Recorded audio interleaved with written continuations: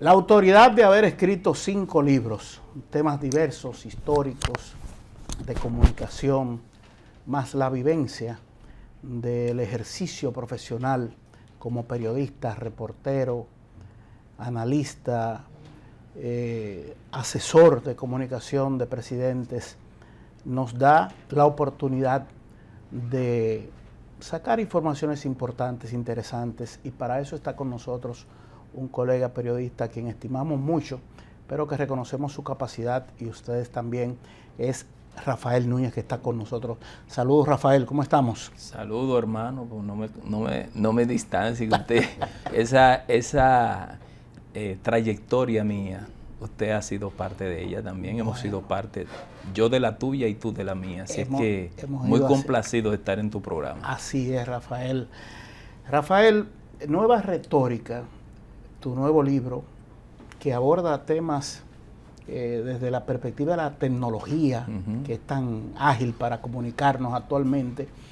Los actores políticos y de cualquier orden en la sociedad actualmente, con todas las facilidades que hay, pero también se le complica la situación, porque cuando hay crisis comunicacional, ¿cómo responder en un escenario que puede ser tan volátil y que tú no sabes de dónde vienen los disparos a veces? ¿Cómo manejarse?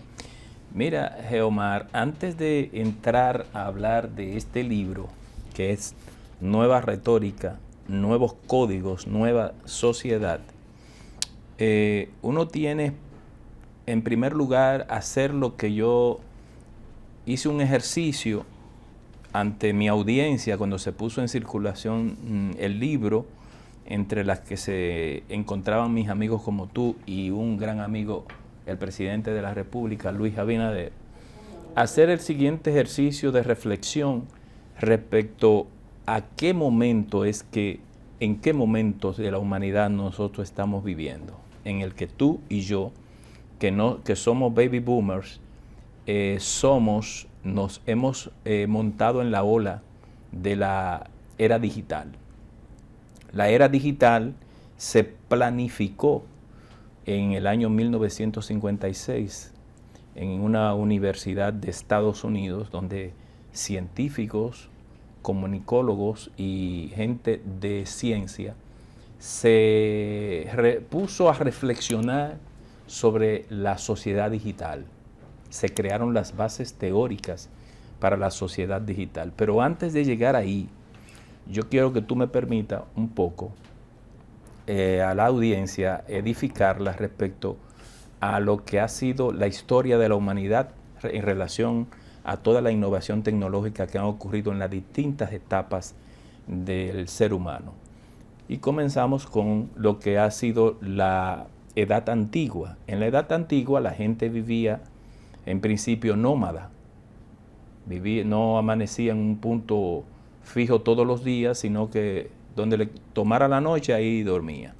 Esa etapa de nómada del ser humano no trajo grandes inventos, Omar, porque la gente vivía nómada.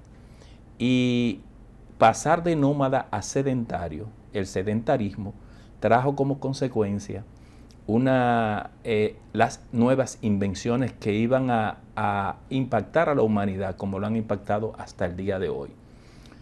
En principio, cuando el hombre vivía en la edad antigua como nómada, tuvo un gran despertar, si se puede decir, que fue pasar del neocentrismo al antropocentrismo. En la primera etapa, el hombre descubre las injusticias, en la primera etapa de la edad antigua, y en la segunda etapa del antropocentrismo, el hombre innova para combatir las injusticias. Ese proceso de aprendizaje de innovar para combatir las injusticias lleva al hombre a donde estamos hoy, y eso es un proceso largo de miles de años. Entonces, ese largo proceso innovador del hombre, que nos lleva por diferentes etapas, desde el arte rupestre en las cuevas hasta al día de hoy, donde estamos con la inteligencia artificial, es un proceso de millones de años. Entonces, ese proceso es que llega en un momento en el que uno tiene que pararse a reflexionar, Omar, y amigos de la audiencia, a reflexionar si las nuevas tecnologías de la información, de la comunicación, lo que es la competencia por la carrera espacial, por la nanotecnología, todo lo que han sido la biotecnología y todos los inventos de estos tiempos, si eso va a hacer sucumbir a la humanidad. Ese es el desafío que nosotros tenemos. Y en el libro yo lo abordo desde el origen hasta ahora y cómo la era digital y con ella la inteligencia artificial es un desafío para la humanidad. Porque mientras Geomar y amigos televidentes estamos viviendo una época de ensueño en relación a nuevos inventos, pero también de grandes desafíos. Desafíos que uno lo ve que lo tiene el individuo como ser particular. Que el individuo de ahora, Geomar, tú y yo lo hemos hablado a veces bebiéndonos un café, no es el individuo de nuestro tiempo, de nosotros o de nuestros abuelos y padres. Los seres humanos de antes eran más íntegros, eran más honestos o por lo menos actuaban conforme a cánones de valores y principios.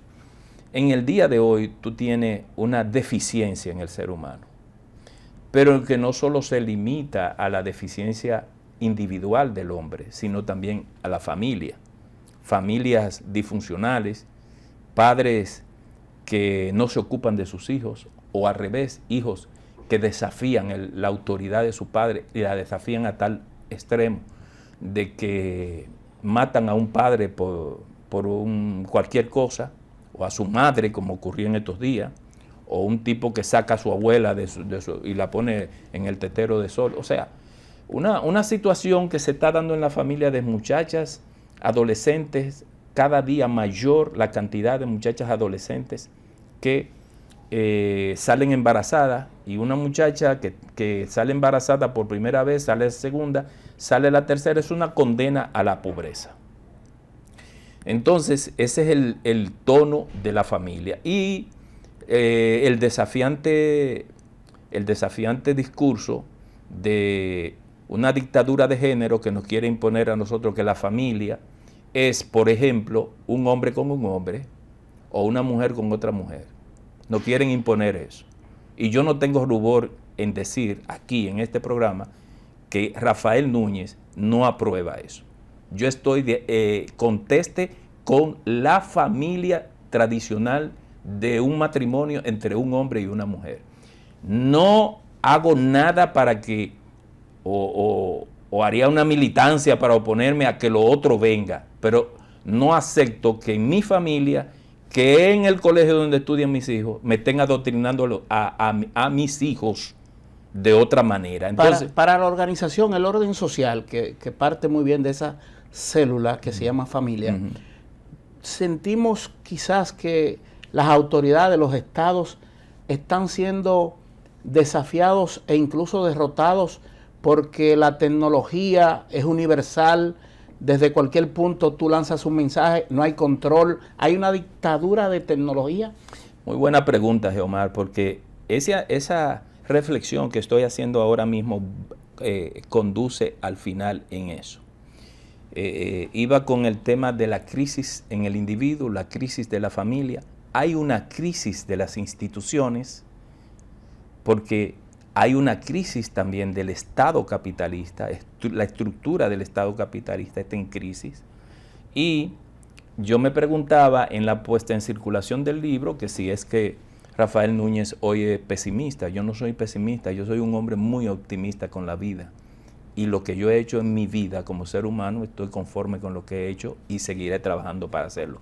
No es que yo estoy viendo la realidad como es, en donde tú tienes a una gran cantidad de jóvenes que más le importa conseguir el dinero como sea, a que conducirse por los caminos de la formación y el trabajo. Hay una joven que tiene una pregunta para ti, mi compañera Elimar García, Sí. que es una nativa digital. Nosotros somos inmigrantes digitales y venimos del mundo análogo. Vamos a ver qué nos dice Elimar. Muchísimas gracias, señor Rafael, por aceptar la invitación a Influyentes. Si tuviera que elegir una parte del libro que usted lanzó llamado Nueva Retórica, Nuevos Códigos, Nueva Sociedad, ¿cuál resaltaría? ¿Cuál diría que es su favorita? Y si quisiera abundarnos un poco acerca de ella, sería magnífico. Muy bien, gracias por la pregunta tan interesante que hace Elimar. Yo escogería 2 capítulos, porque el primero tiene que ver con la historia de la comunicación. Escogería el de la era de la tecnología, la inteligencia artificial, y el último, que es gestión de crisis, porque una tiene que ver con la otra, y es lo que estoy explicando. Si nosotros tenemos, Geomar y Elimar, crisis en el individuo, crisis en la familia, crisis en las instituciones, crisis del propio sistema capitalista y, por último, una crisis de liderazgo que solo explica, Geomar, que después de una crisis global de COVID-19 a nivel planetario, que puso de rodillas al ser humano, no hayan metido en una guerra entre Rusia y Ucrania. Eso significa que hay una crisis de liderazgo que no fue capaz de parar una guerra después de esta crisis, que nadie tiene control ni nadie sabe el origen de ella. Entonces, si estamos viviendo crisis simultáneas, toda esa crisis, y entonces tenemos que precisamente parece dicotómico que teniendo crisis simultáneas también estemos viviendo en esta etapa de la humanidad donde hay tantos inventos, ¿quién es que va a ganar la situación? Y por eso pongo en el capítulo último como gestión de crisis, porque lo que hace un presidente, un líder ahora en estos tiempos, es ser administrador de crisis. Pero el mundo digital, la vida, lo virtual, que se maneja lo financiero, que se manejan hasta las armas, porque ya llegará el momento en que los soldados terrestres van a desaparecer, se va a usar esa inteligencia artificial con drones y una serie de artefactos. Los estados no pueden garantizar el orden si no es geográfico territorial, porque en un territorio el Estado tiene el monopolio de la fuerza. ¿Cómo mantenernos en un orden aceptable con un mundo virtual que desafía muchas cosas? Bueno, ahí está el reto que ha tenido la humanidad siempre, porque cuando se hizo la primera revolución industrial en Inglaterra y después vino la Revolución Francesa, que fue impulsada por el movimiento de la Ilustración, tenemos que la gente se preguntaba eso mismo que tú estás planteando y que planteaba tu hija, Geomar. Ven acá, y es que el mundo va a sucumbir. No, el mundo no va a sucumbir. Lo que pasa es, Geomar, que cada cierto tiempo, cuando hablo de cierto tiempo, hablo de cientos de años, la humanidad tiene ciclos de altas y de bajas. Nosotros yo creo que la humanidad estamos viviendo el ciclo de baja, de caída de la humanidad, porque eso que está ocurriendo con el tema medioambiental, que nosotros mismos hemos llevado al mundo, al globo, a una crisis medioambiental que se manifiesta a través del calentamiento de los océanos, que se manifiesta a través de incendios forestales terribles o nevadas nunca vistas antes en Estados Unidos, Europa y Asia, y calores que también sobrepasan las etapas de las 4 estaciones del año, fuera de lo normal, de lo común. Te estamos hablando de que nosotros estamos viviendo una situación que el propio hombre ha creado y que esas invenciones tecnológicas tienen que ser para el buen uso de la humanidad. Si no son empleadas para el buen uso de la humanidad, nosotros entonces estamos sucumbiendo ante esas mismas invenciones, porque, por ejemplo, cuando se puso el primer satélite en órbita, en el año 1956, Los rusos fueron los primeros, los pioneros. El Sputnik. El Sputnik 1. Sí. El Sputnik 1. Nosotros inauguramos la carrera espacial con el Sputnik 1. Y con eso, entonces, yo puedo con mi celular, con el tuyo, tu celular, poder llegar, por ejemplo, los Charamicos de Puerto Plata. Yo pongo una dirección en los Charamicos de Puerto Plata. ¿Y cuando he ido a los Charamicos de Puerto Plata, un blanco ojos azules a poner los nombres de la calle? Nunca. Eso se consigue con los satélites que están en órbita de los diferentes países. Entonces, esa era tan gloriosa, tan importante, impactante, que yo explico en el libro. Nosotros tenemos que, el liderazgo político, el liderazgo empresarial, el liderazgo de la sociedad civil, saber hacia dónde es que vamos como sociedad. Discúlpame, Rafael, vamos a hacer una pausa, a cumplir con nuestros patrocinadores y retornamos con este interesante diálogo.